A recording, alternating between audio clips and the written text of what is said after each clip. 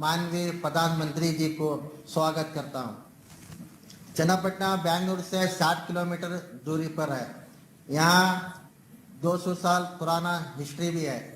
आप बैठ करके बोलिए, बैठ करके बोलिए। हाँ। चन्नापटना आर्टिजन के तरफ से माननीय प्रधानमंत्री जी को स्वागत करता हूं। चन्नापटना बेंगलुरु से 60 किलोमीटर दूरी पर है। यहाँ 200 साल पुराना हिस्ट्री है। यहाँ पर 2 स्टेट अवार्ड भी लेकर रही। चन्नापटना जीए रजिस्टर्ड 2000 आर्टिजन काम करते हैं। 80% जेंट्स और 20% लेडीज। चन्नापटना वुडन टाइस खिलौने बनाने के लिए दूधी का लकड़ी, कैड़ा में आले मरा बोलते हैं, आसपास विलेजेस में ही मिल जाता है। उसको लकड़ी लाकर उसको सीजन करके काट के उसको मॉडल बना के टर्निंग करके उसको कलरिंग करके उसको हम बनाते हैं। यह है रिंग सेट, काउंटिंग सेट भी कहा जाता है। और यह है अबाकास, और बच्चों के लिए भी बहुत पसंद है। यह है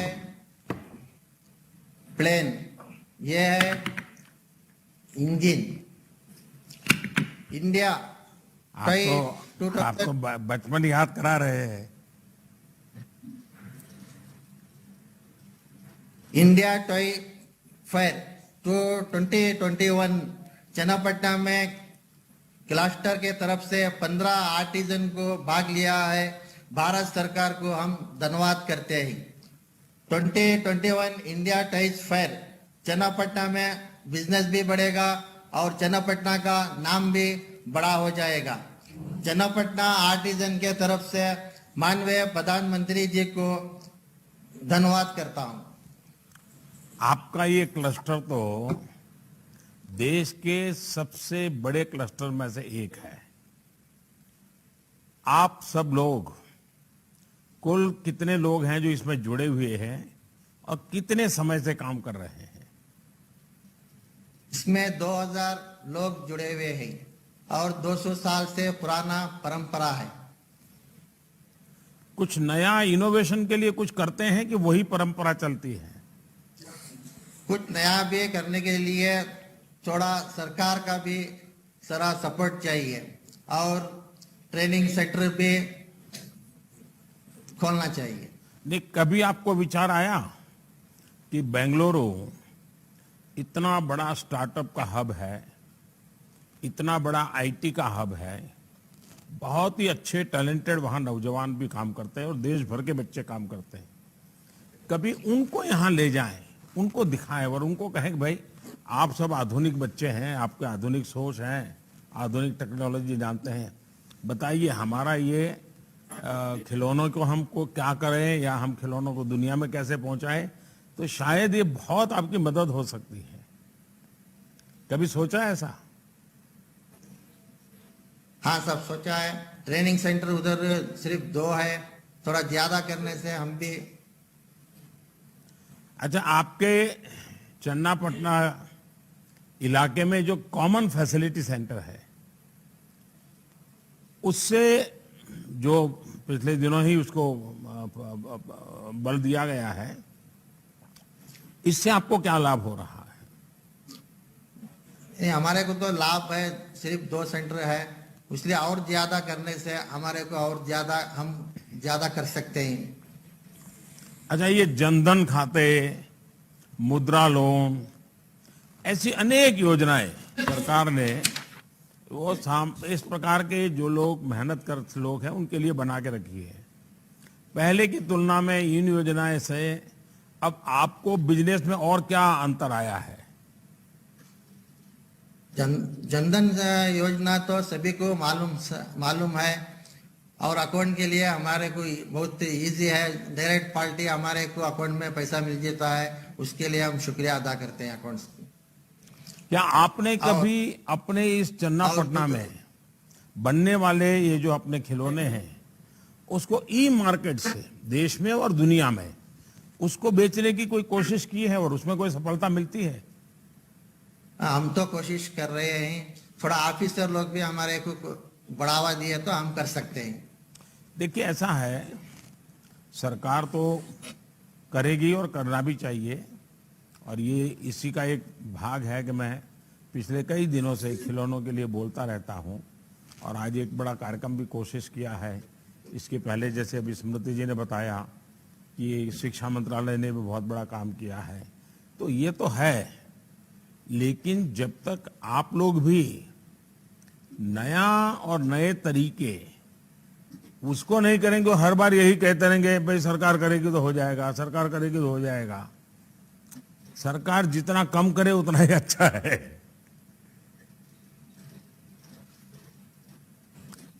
चलिए, मुझे बहुत अच्छा लगा आपसे बात करने का मुझे मौका मिला। अब चन्नापटना के उत्पादों को सिर्फ एक क्षेत्र, राज्य या देश में ही नहीं, दुनिया के स्तर पर हमें प्रसिद्ध करना है।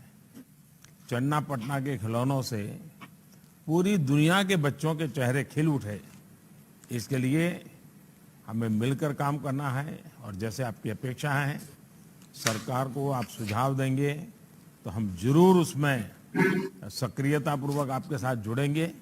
और मैं चाहता हूं कि कर्नाटक गवर्नमेंट भी, जो बेंगलुरु के स्टार्टअप्स हैं, बेंगलुरु के जो आईटी प्रोफेशनल्स हैं, उनके साथ आपका एक अच्छा वर्कशॉप करें, ताकि हो सकता है दोनों तरफ से बातें सुन करके एक नई योजना की दिशा में हम जा सकते हैं। आप कभी बच्चों को कौन से खिलौने पसंद आते हैं, उसका कभी बच्चों से या बच्चों के माँ बाप से कभी चर्चा करते हैं? जो पहले से बना रहे बस बिक गया तो बिक गया, ऐसा करते हैं? बच्चों को टॉयज बहुत पसंद है। इसमें वेजिटेबल डाइस यूज किया जाता है, इसमें कुछ केमिकल्स कुछ भी नहीं है।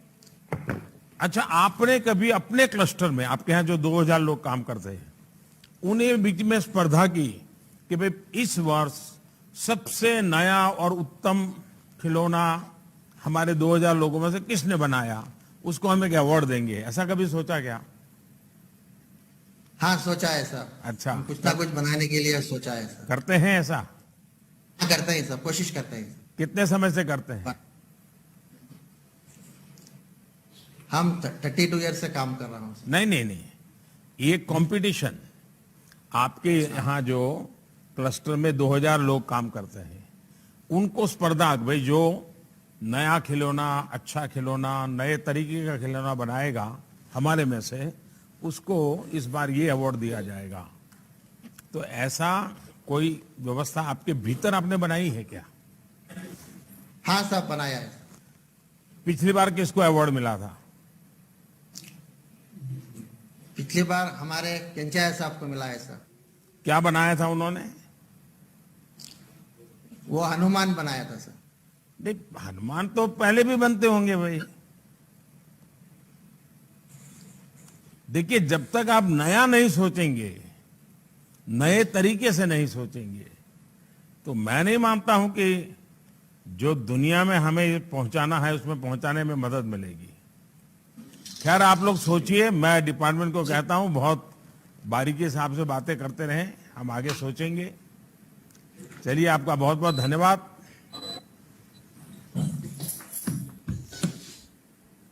प्रधानमंत्री जी, अब हम चलते हैं उत्तर प्रदेश के वाराणसी के खिलौना बनाने वाले कारीगरों के पास।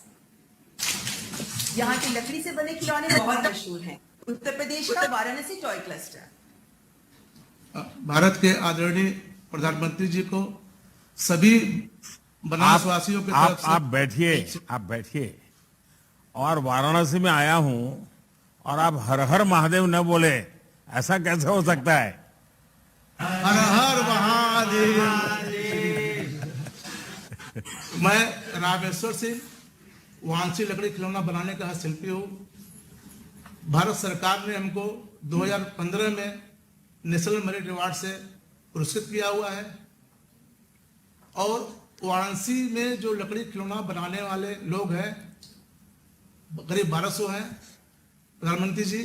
उसमें से 1000 पुरुष हैं, 200 महिलाएं हैं। ये खोजवा, कश्मीरी गज और आसपास के इलाकों में विस्तृत है। हमारा जो इसमें एक राष्ट्रीय पुरस्कार और 7 राज्य पुरस्कार है शिल्पी हैं। हम लोग जो लकड़ी खिलौना पहले कोरिया की लकड़ी में बनाते थे, लेकिन विगत वर्षों से हम लोग यूकेलिप्टस की लकड़ी से लकड़ी खिलौना बना रहे हैं और गोरख की लकड़ी द्वारा हम लोग मूर्ति बनाते हैं। इसका प्रोसेसिंग ये ऐसा है कि हम लोग अपने मन चाह हिसाब से लकड़ी को काट लेते हैं और काटने के बाद में पारंपरिक टूल द्वारा और पारंपरिक कुंद मशीन पे इसको चढ़ा करके उसको मनचाहा शेप देने के बाद में लाख जो होता है कलरफुल लाख से द्वारा इसको अंतिम रूप देते हैं। 2013 में माननीय प्रधानमंत्री जी हमारे इस लकड़ी खिलौने को बौद्धिक संपदा अधिकार में रजिस्टर्ड किया गया और हमारी ये जो कला है वर्षों पुरानी है। हमारे पूर्वज जो है इसको इसी पारंपरिक कला से इसको बनाते चले आ रहे हैं। हम लोग सभी आर्टिजन भाई मिल करके इस कला को आगे बढ़ा रहे हैं। हमारे यहाँ पर विभिन्न प्रकार के लकड़ी खिलौने बनाए जाते हैं, जैसे कि बच्चों के लिए चुसनी, जो कि जब दांत निकलता है तो माननीय प्रधानमंत्री जी बच्चों के लिए चुसनी बनाया जाता है और घुघना बनाया जाता है। और हम जो खेलते थे लट्टू जो रस्सी वाला है वो बनाते हैं। हमारा और भी उत्पाद है जो कि घरेलू उत्पाद भी है। अच्छा, ये मुझे बताइए, देखिए मैं तो आता रहता हूँ, तो जब भी आता हूँ तो कभी न कभी तो आप लोगों के बीच आने का मुझे मौका भी मिलता है। आपके खिलौने भी मुझे देखने का अवसर मिला है और जैसा आपने बताया कि आजकल नए नए खिलौने चलते हैं। देखिए बच्चों की बड़ी विशेषता होती है, जो अगल बगल में देखते हैं ना उसको वो जीना चाहते हैं। मैं पक्का मानता हूं कि आज कई घरों में बच्चे जब खिलौने लेकर के खेलते होंगे तो माँ बाप से झगड़ा करते होंगे कि मेरे खिलौने को मास्क लगाओ। वो आग्रह करते होंगे कि मेरा खिलौने को मास्क क्यों नहीं है। क्या कभी आप ये सोचते हैं कि भाई अभी कोरोना है तो बच्चों को भी खिलौना वो चाहिए जिसको मास्क चाहिए, अलग से एक मास्क देना चाहिए, बच्चा मास्क खिलौने के पहना है और बच्चा करता ही है। आपने देखा होगा दिल्ली में एक बड़ी इंस्पायरिंग घटना है खिलौने वालों के लिए। एक बच्ची को पग में फ्रैक्चर हो गया, अब उसको अस्पताल में पैर ऊंचा करके रखना पड़ता था, लेकिन वो रोती थी, मानती नहीं थी। फिर उस डॉक्टर ने उस मनोवैज्ञानिक तरीके से एक खिलौना जो उसको पसंद था उसको उसके साथ सुलाया और खिलौने को भी वैसे ही पैर में फ्रैक्चर है ऐसा करके पट्टी बांधी और उस पैर को लटकाया। उस बच्ची को इतना अच्छा लगा कि वो डॉक्टर को कोऑपरेट करने लगी। मतलब खिलौना बच्चों की जिंदगी का हिस्सा बन जाता है। क्या कभी आप मेरे काशी के लोग खिलौनों के संबंध में बच्चा क्या सोचता है, कैसे करता है, क्या कभी उसके लिए कुछ करते हैं? क्या कभी चर्चा करते हैं? क्या काशी विश्वविद्यालय के ऐसे मनोवैज्ञानिक जो प्रोफेसर हैं उनको बुला करके कहते हो कि भाई जरा हमारे खिलौने वालों को बताओ बच्चों को लेके हमें क्या करना चाहिए? ऐसा कभी चर्चा करते हैं क्या?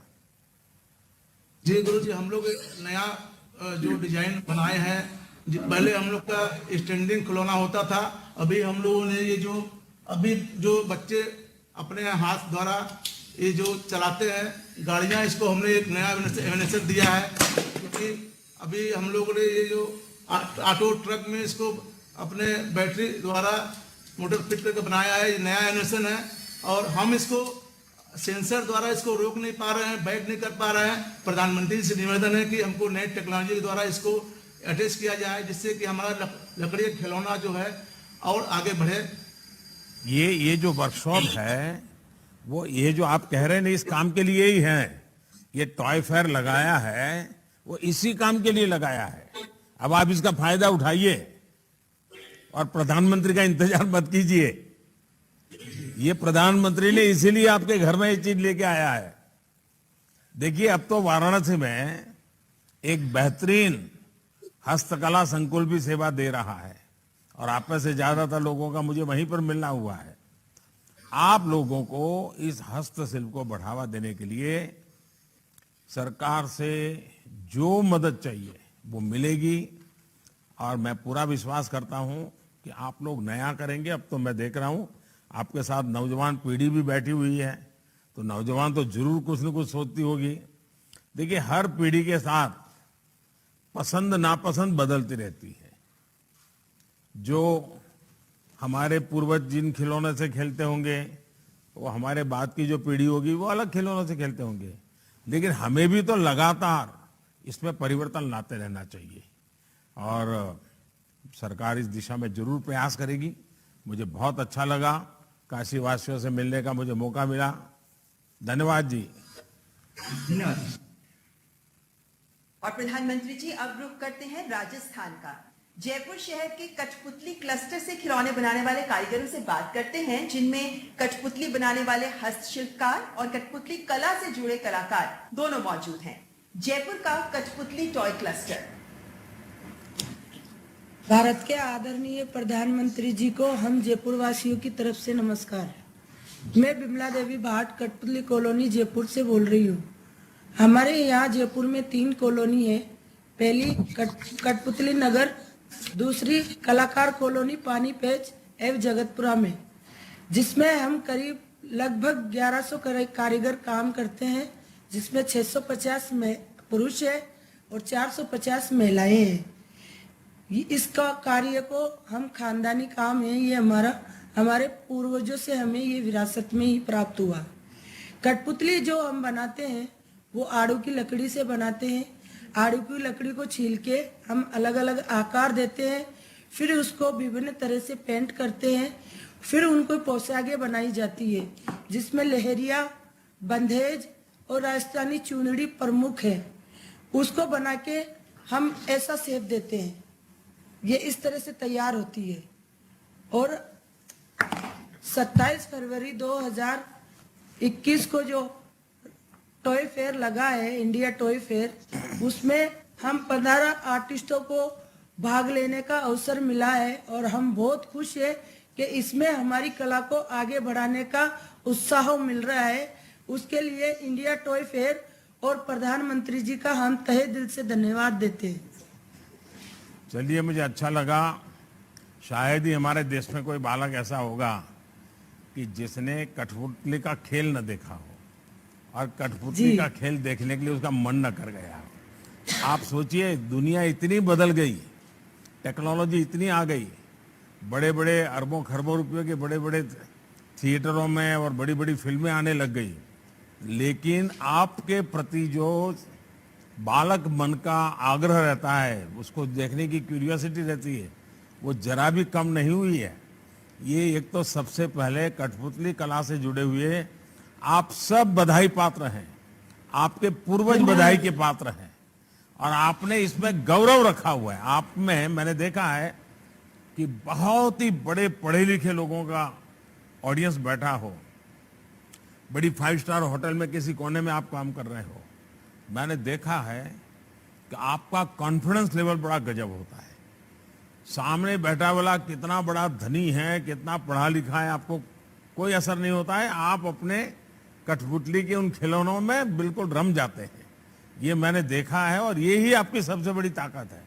लेकिन क्या कभी आपको सोचा है कि आप लोग आज का जो एडवर्टाइजमेंट का युग है, उस एडवर्टाइजमेंट के युग में इस कठपुतली के खेल का बहुत बढ़िया तरीके से उपयोग कर। जैसे मान लीजिए कोई आप चाहते हैं कि भाई बच्चों को हाथ धोना चाहिए, साबुन से हाथ धोना चाहिए, ये हम कर रहे हैं, सरकार भी कर रही है, लेकिन कोई साबुन कंपनी वाली कठपुतली वालों को कहे देखिए हम आपको छोटे छोटे साबुन बना के देते हैं, आप कठपुतली से ही साबुन देना, साबुन से हाथ धोना बच्चों को सिखाने वाला कार्यक्रम कीजिए। उस कंपनी का एडवर्टाइजमेंट भी होगा और आपको ये एडवर्टाइजिंग का पैसा भी मिलेगा। क्या कभी ऐसा सोचा है आप लोगों ने? सर, हम कर सकते हैं अगर अवसर मिले तो। अच्छा, आप कर सकते हैं। देखिए, जैसे टूथपेस्ट है, बच्चों को भाई ब्रश करना चाहिए, तो आप मास्क लगा के कठपुतली बनाई है सर हमने। क्या बनाया है? मास्क लगाना सिखाया है। अच्छा, मास्क वाली बनाई है? जी हाँ। देखिए, ये है। देखिए, ये बदलते हुए समय के साथ कैसे बदलता है और ये आप लोग अभी भी प्रभाव पैदा किया, उसका कारण यही है कि आपको विचार आया कि आपकी कठपुतली मास्क वाली होगी। मतलब कि आपने आधुनिकता के साथ जोड़ा, आपने मैसेजिंग भी किया। मुझे लगता है, मैं भी हमारे सरकार के लोगों को कहूंगा कि कठपुतली और परंपरागत उद्योग गृह अपने एडवर्टाइजमेंट, इन दोनों को कैसे करें, आपको बहुत बड़ा बिजनेस मिल सकता है। जब मैं गुजरात में था तो मैंने कुछ एडवर्टाइजिंग कंपनियों को पतंग के लिए काम करने के लिए बोला था, और मैंने कहा था पतंग के साथ आप एड कैंपेन का एक बड़ा मिशन बनाइए, और जो पतंग बनाने वाले थे उनको अच्छी कमाई शुरू हुई थी उससे। तो मैं चाहूंगा कि आपको भी ये बेनिफिट मिलना चाहिए। पॉलिटिकल पार्टियां भी आपके पास दौड़ेगी, फिर तो हर पार्टी आएगी कि भाई हमारा सिंबल लेके आप जरा दिखाइए लोगों को।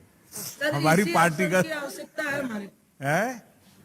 इसी अवसर की आवश्यकता है ताकि हम हमारी कला को आगे बढ़ा सके। नहीं, बिल्कुल। मुझे लगता है कि ये जो हमारा समिट है उससे बहुत बड़ा फायदा होगा। मुझे अच्छा लगा आप लोगों से बात कर करके। बहुत बहुत धन्यवाद है आपको, धन्यवाद। और बहुत शुभकामनाएं मेरी। और इसमें नयापन लाइए, नए तरीके। मैंने देखा है पहले तो आप लोग पंचतंत्र की कथाएं कहते थे, रामायण महाभारत की कथाएं कहते हैं, लेकिन मैंने देखा आजकल आप फिल्मी गाने बहुत ज्यादा कर रहे हो। सर, अपने नए खिलौने बनाए हैं, हाँ। कठपुतली के साथ हमने नए खिलौने बनाए हैं। हाँ, ये हमने नए बनाए हैं सर। लेकिन पुरानी परंपरा को छोड़ना नहीं है। नहीं, क्योंकि वो तो कठपुतली में बच्चों को संस्कार करने की, कथा कहने की बड़ी ताकत होती है। इस विधा को छोड़ना नहीं है आपने, उसमें नयापन लाना है। जी जी सर। चलिए, बहुत बहुत शुभकामनाएं आपके। सर, मेरी तरफ से और मेरे आर्टिस्टों की तरफ से आपको बहुत बहुत आभार। धन्यवाद। माननीय प्रधानमंत्री जी और सभी खिलौना कारीगरों का धन्यवाद। एक सोच से ही हर बड़ी पहल की शुरुआत होती है। माननीय प्रधानमंत्री जी की ही सोच है कि देश के खिलौना कारोबार को खिलौना निर्माण और आउटसोर्सिंग का वैश्विक हब बनाया जाए।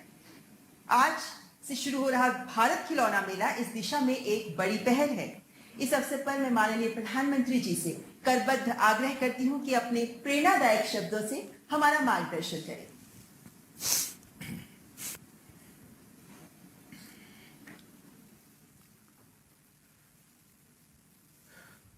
आप सभी से बात करके ये पता चलता है कि हमारे देश की टॉय इंडस्ट्री में कितनी बड़ी ताकत छिपी हुई है। इस ताकत को बढ़ाना, इसकी पहचान बढ़ाना आत्मनिर्भर भारत अभियान का बहुत बड़ा हिस्सा है। ये हम सभी के लिए आनंद की बात है कि आज हम देश के पहले टॉय फेयर की शुरुआत का हिस्सा बन रहे हैं। टॉय फेयर के इस कार्यक्रम में मेरे साथ जुड़ रहे कैबिनेट के मेरे सभी साथी, टॉय इंडस्ट्री से जुड़े सभी प्रतिनिधिगण, सभी कारीगर भाई बहन, पेरेंट्स, टीचर्स और प्यारे बच्चों, ये पहला टॉय फेयर केवल एक व्यापारिक या आर्थिक कार्यक्रम भर नहीं है। ये कार्यक्रम देश की सदियों पुरानी खेल और उल्लास की संस्कृति को मजबूत करने की एक कड़ी है। मुझे बताया गया है कि इस कार्यक्रम की प्रदर्शनी में कारीगरों और स्कूलों से लेकर बहुराष्ट्रीय कंपनियां तक 30 राज्यों और केंद्र शासित प्रदेशों से 1000 से अधिक एग्जीबिटर्स हिस्सा ले रहे हैं। आप सभी के लिए एक ऐसा मंच होने जा रहा है जहां आप खिलौनों के डिजाइन, इनोवेशन, टेक्नोलॉजी से लेकर मार्केटिंग, पैकेजिंग तक चर्चा परिचर्चा भी करेंगे और अपने अनुभव साझा भी करेंगे। टॉय फेयर 2021 में आपके पास भारत में ऑनलाइन गेमिंग उद्योग और ई स्पोर्ट्स उद्योग के इकोसिस्टम के बारे में जानने का अवसर होगा। मुझे ये देखकर भी अच्छा लगा कि यहां पर बच्चों के लिए ढेरों गतिविधियां भी रखी गई है। मैं टॉय फेयर के इस आयोजन में अपनी भूमिका निभाने वाले सभी साथियों को हार्दिक बधाई देता हूं। साथियों, खिलौनों के साथ भारत का रचनात्मक रिश्ता, क्रिएटिव रिलेशन उतना ही पुराना है जितना इस भूभाग का इतिहास है। सिंधु घाटी सभ्यता, मोहनजोदारो और हड़प्पे के दौर के खिलौनों पर पूरी दुनिया ने रिसर्च की है। प्राचीन काल में दुनिया के यात्री जब भारत आते थे, वो भारत में खेलों को सीखते भी थे और अपने साथ खेल लेकर भी जाते थे। आज जो शतरंज दुनिया में इतना लोकप्रिय है, वो पहले चतुरंग या चादुरंगा के रूप में भारत में खेला जाता था। आधुनिक लूडो तब पच्चीसी के रूप में खेला जाता था। हमारे धर्म ग्रंथों में भी आप देखिए, बाल राम के लिए अलग अलग कितने ही खिलौनों का वर्णन मिलता है। गोकुल में गोपाल कृष्ण घर के बाहर अपने मित्रों के साथ कंदूक यानी बॉल से खेलने जाते थे। हमारे प्राचीन मंदिरों में भी खेलों के, खिलौनों के शिल्प को उकेरा गया है।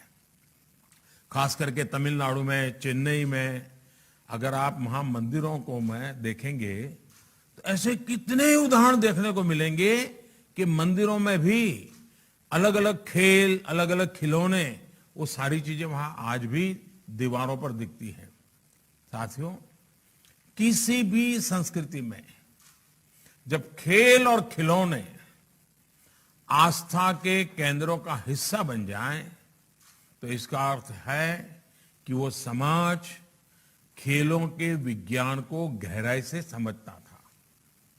हमारे यहां खिलौने ऐसे बनाए जाते थे जो बच्चों के चहुमुखी विकास में योगदान दें, उनमें एनालिटिकल माइंड विकसित करें। आज भी भारतीय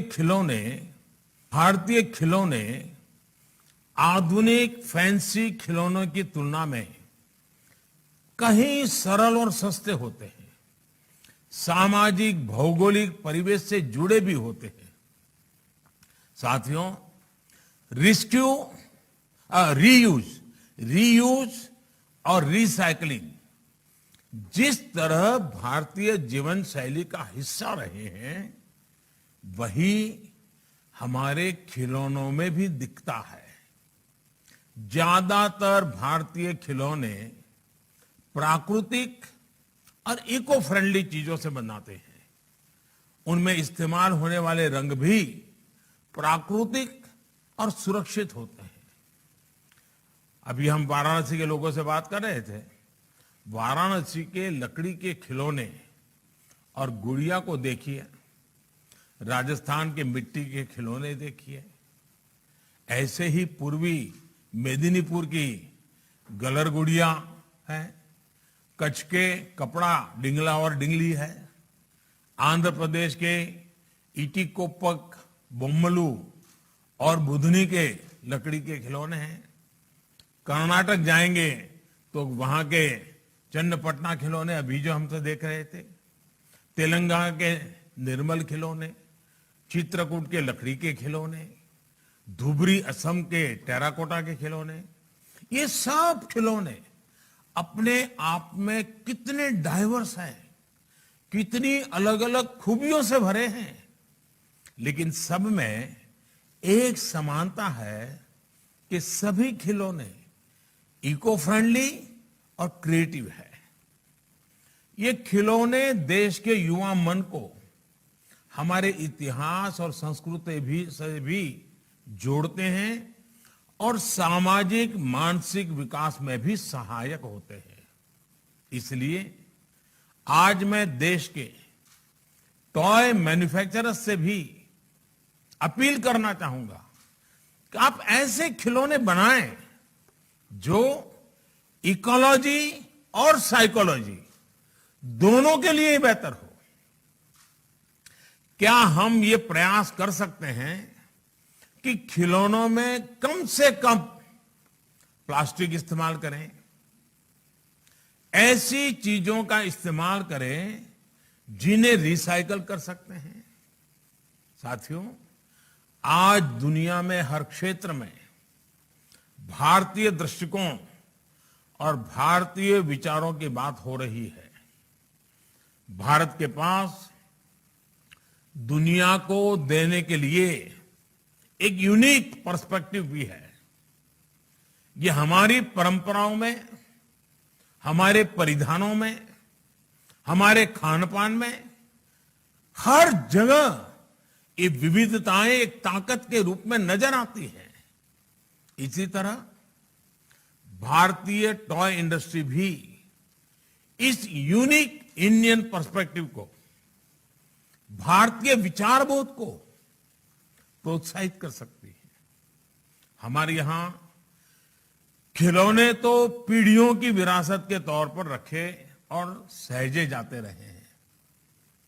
दादी नानी के खिलौने परिवार की तीसरी चौथी पीढ़ी तक को दिए जाते थे। त्योहारों पर परिवार के लोग अपने खिलौने निकालते थे और अपने पारंपरिक संग्रह को एक दूसरे को दिखाते भी थे। जब हमारे खिलौने इसी इंडियन एस्थेटिक्स से सजे होंगे तो इंडियन थॉट्स, भारतीयता की भावना भी बच्चों के अंदर और मजबूती से विकसित होगी। उसमें इस मिट्टी की महक होगी। प्यारे बच्चों और साथियों, गुरुदेव रविंद्रनाथ टैगोर ने अपनी एक कविता में कहा है कि when I bring to you colored toys, my child, I understand why there is such a play of colors on clouds and water, and why flowers are painted in tints when I give colored toys to you, my child. यानी एक खिलौना बच्चों को खुशियों की अनंत दुनिया में ले जाता है। खिलौना का एक एक रंग बच्चों के जीवन में कितने ही रंग बिखेरता है। आज यहां इतने खिलौनों को देखकर यहां उपस्थित बच्चे जैसा महसूस कर रहे हैं, वही अनुभव हम सबने भी अपने बचपन की यादों में संजो कर रखा है। कागज के हवाई जहाज, लट्टू, कंचे, पतंग, सीटियां, झूले, कागज के घूने झूले, कागज के घूमने वाले पंखे, गुड्डे और गुड्डियां, ऐसे कितने ही खिलौने हर बचपन के साथी रहे। साइंस के कितने ही सिद्धांत, कितनी ही बातें, जैसे कि रोटेशन, ऑसिलेशन, प्रेशर, फ्रिक्शन, ये सब हम खिलौनों से खेलते हुए, उन्हें बनाते हुए खुद ब खुद सीख जाते थे। भारतीय खेल और खिलौनों की ये खूबी रही है कि उनमें ज्ञान होता है, विज्ञान भी होता है, मनोरंजन होता है और मनोविज्ञान भी होता है। उदाहरण के तौर पर लट्टू को ही ले लीजिए। जब बच्चे लट्टू से खेलना सीखते हैं तो लट्टू खेल खेल में ही उन्हें ग्रेविटी और बैलेंस का पाठ पढ़ा जाता है।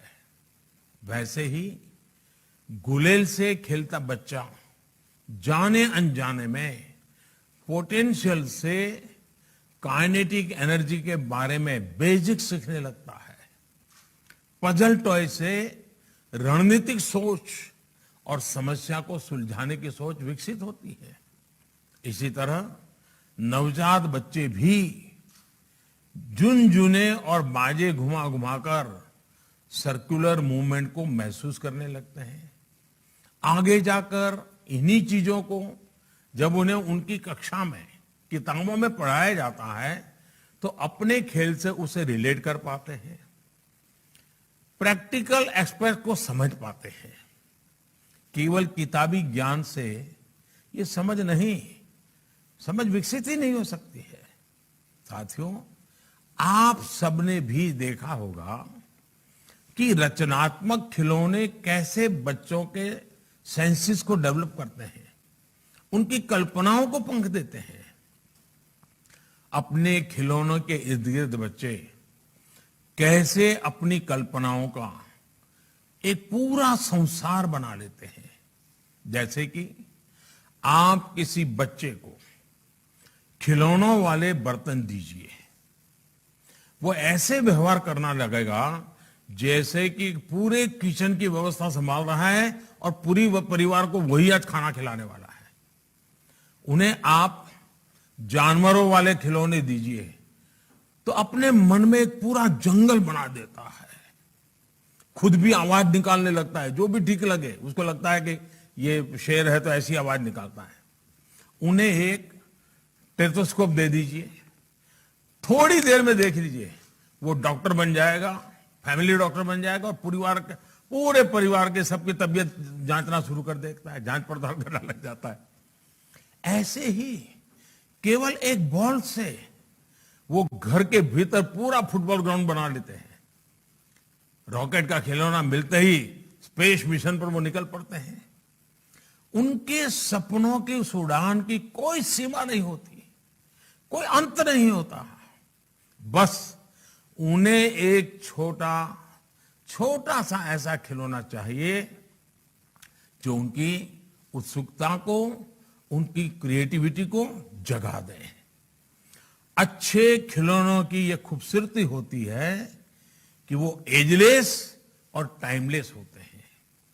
आप भी जब बच्चों के साथ खेलने लगते हैं तो इन खिलौनों के जरिए अपने बचपन में चले जाते हैं। इसलिए मैं सभी माता पिता से ये अपील करूंगा कि आप जिस तरह बच्चों के साथ पढ़ाई में इन्वॉल्व होते हैं वैसे ही उनके खेलों में भी शामिल होइए। मैं नहीं कह रहा कि आप अपने घर का, अपने ऑफिस का सब काम छोड़ दें और घंटों बच्चों के साथ खेलते ही रहें, लेकिन आप उनके खेलों में शामिल तो हो ही सकते हैं। आजकल परिवारों में प्ले टाइम की जगह स्क्रीन टाइम ने ले ली है, लेकिन आपको खेल और खिलौनों की भूमिका को जरूर समझना चाहिए। खिलौनों का जो वैज्ञानिक पक्ष है, बच्चों के विकास में, उनकी लर्निंग में खिलौनों की जो भूमिका है, उसे पेरेंट्स को भी समझना चाहिए और टीचर्स को स्कूलों में भी उसे प्रयोग करना चाहिए। इस दिशा में अब देश भी प्रभावी कदम उठा रहा है, व्यवस्था में जरूरी परिवर्तन कर रहा है।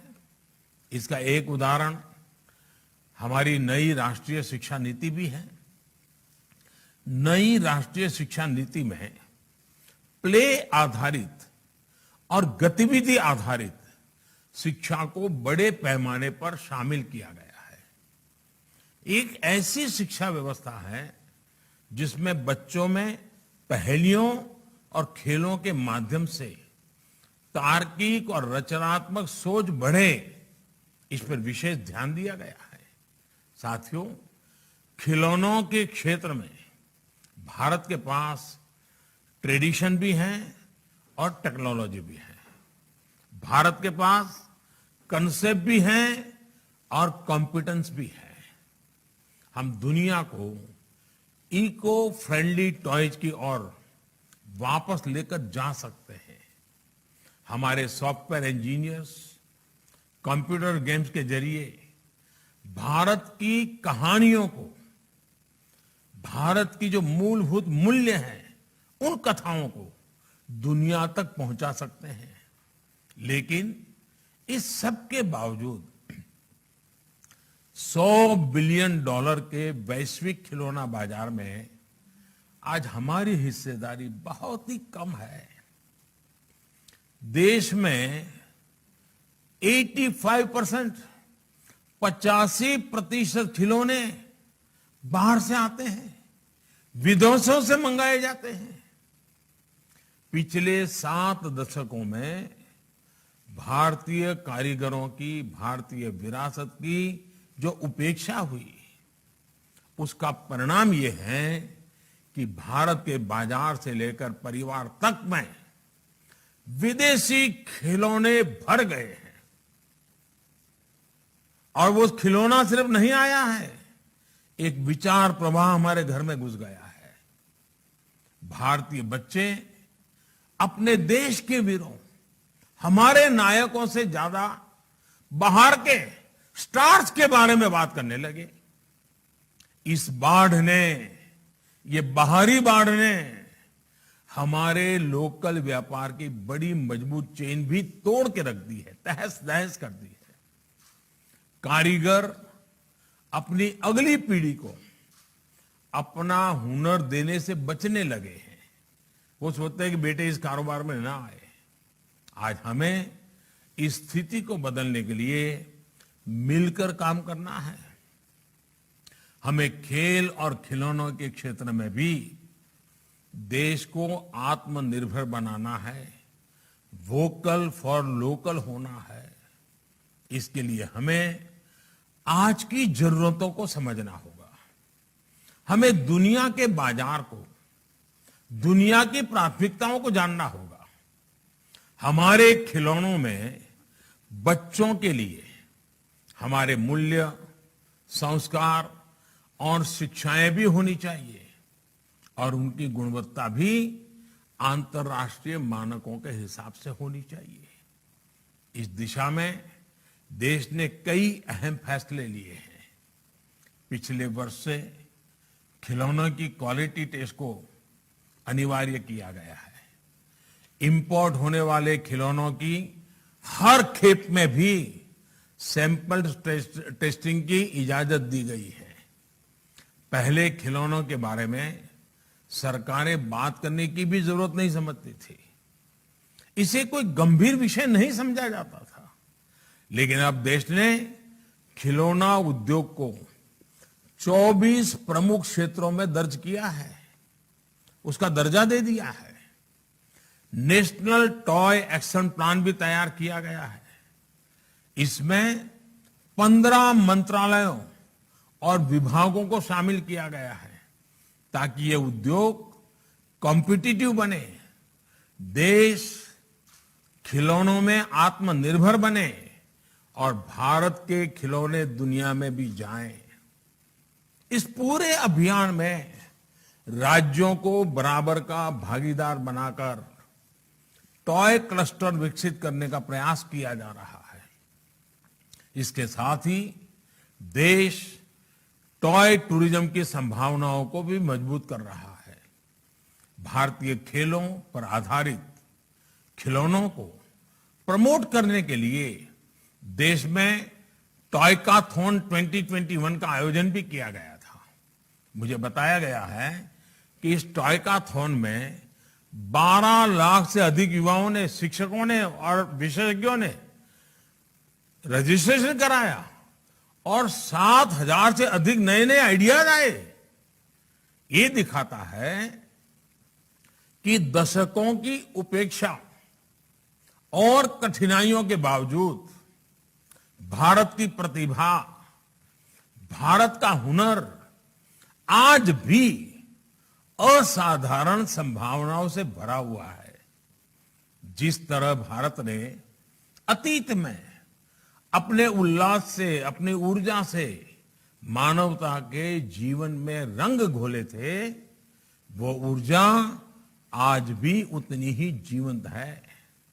आज टॉय फेयर के इस अवसर पर हम सबकी जिम्मेदारी है कि हम इस ऊर्जा को आधुनिक अवतार दें, इन संभावनाओं को साकार करें। और हां, याद रखिए, अगर आज मेड इन इंडिया की डिमांड है तो आज हैंडमेड इन इंडिया की डिमांड भी उतनी ही बढ़ रही है। आज लोग खिलौनों को केवल एक प्रोडक्ट के रूप में ही नहीं, बल्कि उस खिलौने से जुड़े अनुभव से भी जुड़ना चाहते हैं। इसलिए हैंडमेड इन इंडिया को भी प्रमोट करना है। हमें यह भी याद रखना है कि जब हम कोई खिलौना बनाते हैं तो हम एक बाल मन को घड़ते हैं, बचपन के असीम उल्लास को घड़ते हैं, उसमें सपने भरते हैं। यही उल्लास हमारे कल का निर्माण करेगा। मुझे खुशी है कि आज हमारा देश इस जिम्मेदारी को समझ रहा है। हमारे ये प्रयास आत्मनिर्भर भारत को वही स्फूर्ति देंगे जो स्फूर्ति बचपन में एक नई दुनिया रचती है। इसी विश्वास के साथ आप सभी को एक बार फिर से अनेक अनेक शुभकामनाएं।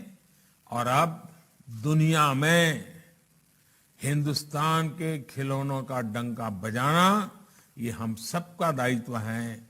हमें मिलकर का प्रयास करना है, निरंतर प्रयास करना है, नए नए रंग रूप के साथ प्रयास करना है, नई नई सोच, नए नए विज्ञान, नए नई टेक्नोलॉजी हमारे खिलौनों के साथ जोड़ते हुए करना है। और मुझे विश्वास है कि ये हमारा टॉय फेयर हमें उस दिशा में ले जाने के लिए एक बहुत मजबूत कदम के रूप में सिद्ध होगा। मैं फिर एक बार आप सबको अनेक अनेक शुभकामनाएं देता हूं। बहुत बहुत धन्यवाद। माननीय प्रधानमंत्री जी, आपके मार्गदर्शक, उत्साहवर्धक शब्दों और गरिमामय उपस्थिति के लिए आपका सहृदय धन्यवाद, हृदय से साधुवाद। इसी के साथ ये कार्यक्रम यहीं समाप्त।